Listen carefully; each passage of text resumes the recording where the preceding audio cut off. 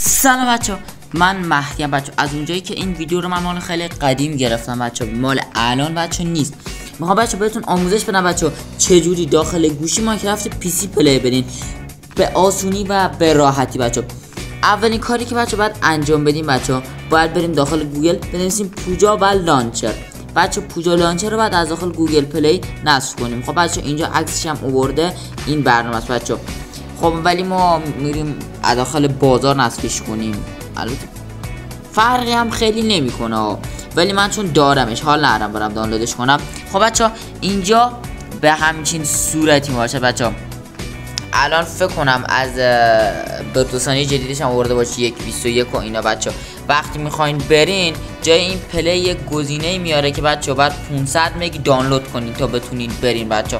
و بعد اون 500 مگو که دانلود کردین میتونین وارد بازی بشین. من چون از قبل دانلود کردم میتونم برم وارد بازی بشم. و اینجا مینویسه آقا میخواین از 1 گرمتون استفاده کنین یا از 6 گرمتون. ما میزنیم آقا از 6 گرممون میخوایم استفاده کنیم تا کمتر آقا چی باگ بخوریم. از اونجایی که نمیخوام وقتتون رو بگیرم، سری ویدیو رو الا 2 دقیقه یا 3 دقیقه سری انجامش میکنم، رو همش میکنم میذارم که تا شما وقتتون هم کم گرفته بشه بچه. خیلیتون گفته بودین آقا در مورد چجوری سرور داخل ماینکرافت بدراک بسازیم ویدیو بذار. آقا احتمالا امروز نه فردا شاید گذاشتم داخل چنل ویدیوشو که بچه بتونین داخل ماینکرافت بدراک چیکار کنین آقا سرور بزنین.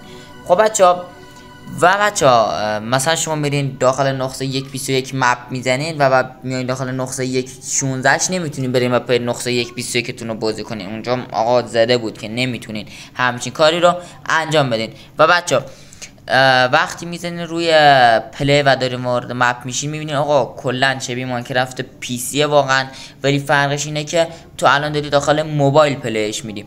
و بچه ما منتظر میمونیم تا وارد مپ بشیم.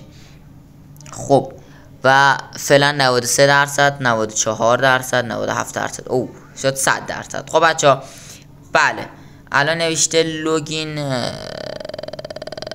من ریدم انگلیسی. خب و بچه همونطور میبینین ما رو آقا از داخل مپمون آورد که وسط دریاییم و کلی هم باگ داریم. و بعد بچه 10 یا 15 دقیقه صبر کنین تا باگش بره. و بچه هر چقدر گوشیتون بهتر باشه باگش کمتره. و بچه تا ویدیوهای و خدا حافظ بچه. و من میدونم شما قرار نیست این ویدیو رو نه لایک کنین نه ساب کنین نه حمایت خاصی کنین، ولی بازم میذارم. ولی اگه تونستین بچه یه لایکی حسابی کنیم بچه تا ویدیوهای بعد من میگم انرژی بیشتری بگیرم. خدا حافظتون.